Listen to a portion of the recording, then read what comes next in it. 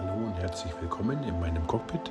Ich fliege eine ASW 24 und ich möchte heute mal zeigen, wie es sich anfühlt und wie es aus der Perspektive eines Segelfliegers aussieht, wenn wir zusammen mit Gleitschirmen fliegen. Dazu fliege ich heute mal ins Estergebirge und ganz gezielt zum Wank, weil ich vermute mal, dass wir dort zwei Gleitschirmkollegen begegnen werden. Heute ist der 30. Oktober. Ja, jetzt ist es 14:04 Uhr, also 15:04 Uhr lokal. Und es geht trotzdem noch thermisch ganz gut. Ich bin echt begeistert.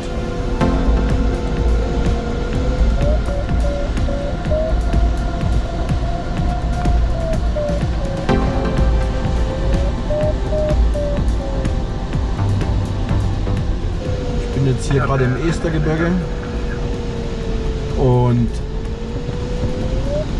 kurz vorm Wank. Am Wank sind einige Gleitschirmflieger. Ich werde dann gleich mal nach rüber fliegen und den Gleitschirmkollegen dann mal Hallo sagen. Ja, jetzt bin ich erstmal hier zwischen der hohen Kiste und dem Wank. Mache da noch ein paar Meterchen. Stark steigt es nicht, aber kontinuierlich. Man kann das schön auskreisen. Gefällt mir echt ganz gut. So, dann fliege ich mal Richtung Wank. Jedenfalls sehe ich dann einen roten Gleitschirm vor mir fliegen. Ich weiß nicht, ob man den auf dem Video auch sieht.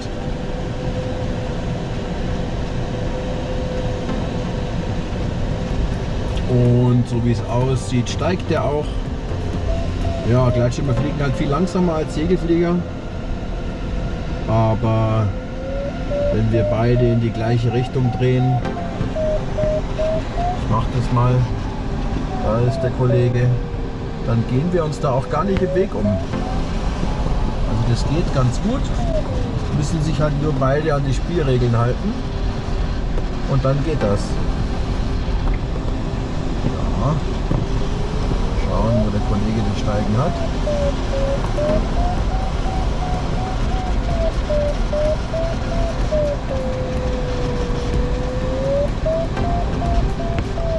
Also er kreist nach links, ich kreise nach links und ich kreise außen rum und er fliegt innen rum. Also wie man sieht, überhaupt kein Thema. Hat er gut gemacht. Glaube ich, ein recht routinierter Streckenflieger, der hier noch die Herbstthermik genießt. Also der hat sich gar nicht aus der Ruhe bringen lassen, auch von mir als Segelflieger. Wie ihr seht, das ist eine ganz entspannte Geschichte. Auch wenn es recht dynamisch aussieht. Im Segelflugzeug fühlt sich das sehr entspannt an.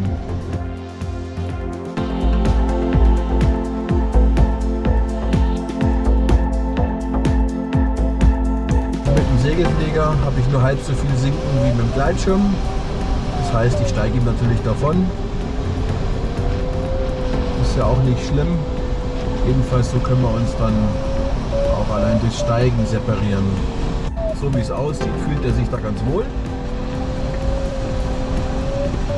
Ich bin jetzt schon an der Basis angelangt.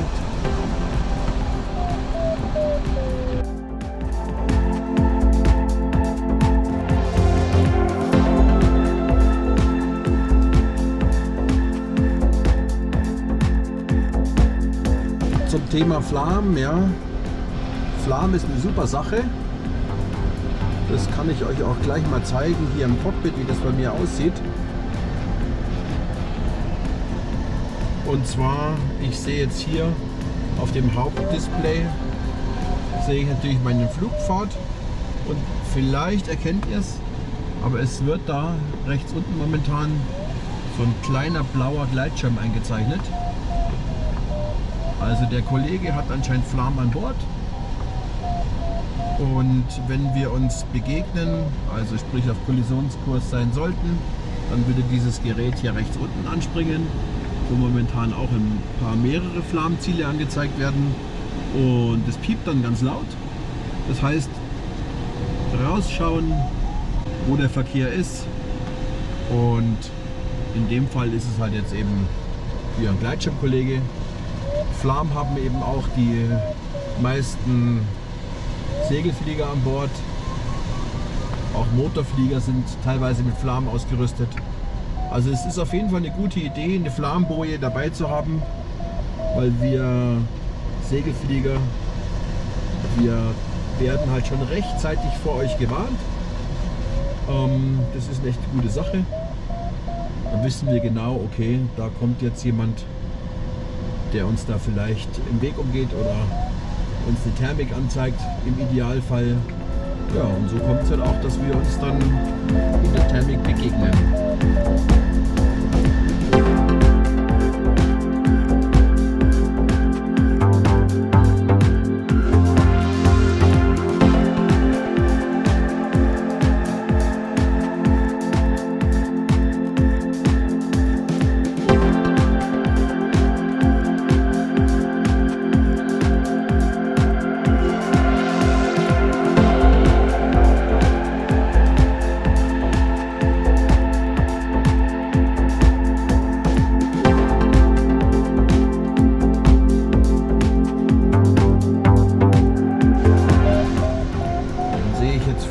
Einen gelben Gleitschirm und so wie es aussieht, hat er keinen Flammen an Bord. Jetzt kommt er mir entgegen. Hätte er jetzt einen Flammen an Bord, würde jetzt sofort beim Flammen Alarm schreien und sagen, hallo, da ist ein Verkehr. Aber beide nach rechts ausgewichen, wunderbar. So sollte es sein.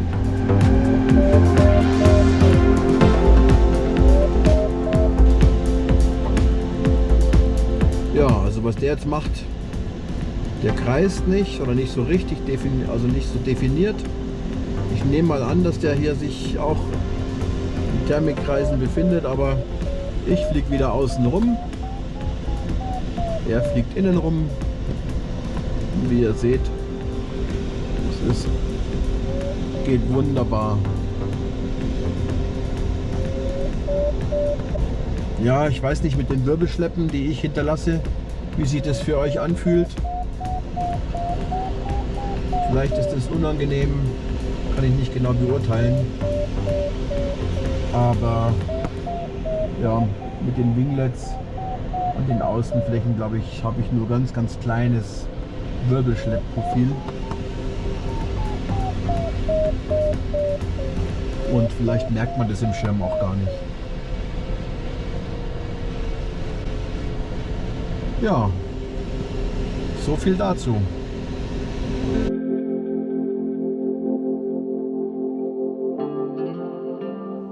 Ja, wie man gesehen hat, ist es gar nicht so schwierig, zusammen mit einem Gleitschirm und einem Segelflugzeug in einer Thermik zu fliegen. Man muss allerdings auch dazu sagen, dass wir Segelflieger wahrscheinlich viel öfters auf einen Gleitschirm treffen als andersrum, weil wir Segelflieger halt viel schneller unterwegs sind und größere Strecken zurücklegen und dann auch unterwegs mal auf einen Gleitschirm in dem gleichen Thermikbad treffen.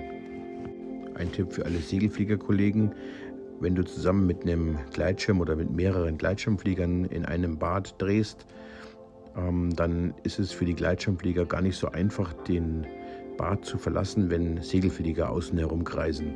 Deswegen wäre es super, wenn man schon frühzeitig unter der Basis die Thermik verlässt, damit auch die Gleitschirmkollegen die Chance haben, rechtzeitig den Bad zu verlassen. Ansonsten kann es passieren, dass ein Gleitschirm in die Wolke kommt, und Wolkenflug ist generell keine gute Idee.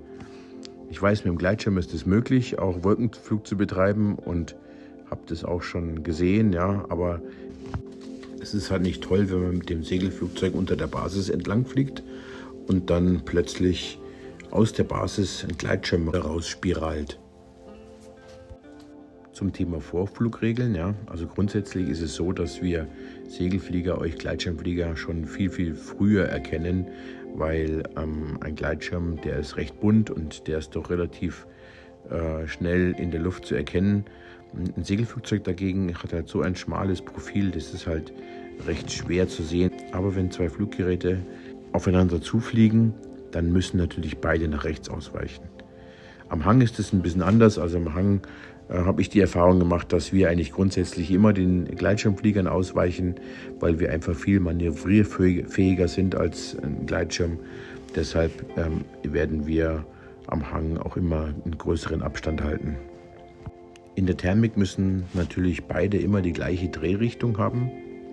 Also der Erste, der im Thermikbad ist, der gibt die Drehrichtung vor, und wenn das Segelflugzeug einsteigt, dann sollte der in die gleiche Richtung drehen. Genauso, wenn ein Segelflugzeug am Thermikfliegen ist und ein Gleitschirm kommt dazu, dann muss der natürlich auch in die gleiche Drehrichtung drehen wie das Segelflugzeug. Also solche Regeln wie der schneller Steigende gibt die Drehrichtung vor, oder was ich auch schon gehört habe, an ungeraden Tagen fliegt man rechts rum und an geraden Tagen links rum oder solche Sachen, das ist natürlich alles Quatsch. Ja. Man sollte eher alles dafür tun, um eine Kollision zu vermeiden. Zum Thema Flam. Wie man gesehen hat, ist Flam ja eine tolle Sache, und mit dem Flam könnt ihr euch schon frühzeitig uns zu erkennen geben. Grundsätzlich ist es halt so, dass unsere Geräte halt eben nur das Flam-Protokoll unterstützen. Die Gleitschirmflieger nutzen ja noch dieses Mesh-Protokoll FARNet. Leider unterstützen unsere Geräte das FARNet nicht, deshalb macht es eigentlich nur Sinn, wenn ihr euch überlegt, ein Vario zu kaufen, das FARNet unterstützt, dann ein Vario zu nehmen, das FARNet und Flam unterstützt. Außerdem ist es so, vielleicht habt ihr das schon mal gesehen, die meisten Segelflugzeuge heutzutage, die haben irgendwo einen Blitzer angebracht, die meisten vorne in der Schnauze unter der Haube, und diese Blitzer, die sind auch mit Flam gekoppelt. Das heißt, die blitzen eigentlich nur, wenn da ein Flamziel auf uns zukommt. Sicherlich gibt es noch viele andere Informationen, die zur gegenseitigen Aufklärung beitragen. Ich hoffe, mein kleines Video hat zur Völkerverständigung beigetragen, und ich würde mich freuen, wenn das Video fleißig unter den Gleitschirm- und Segelfliegerkollegen geteilt wird.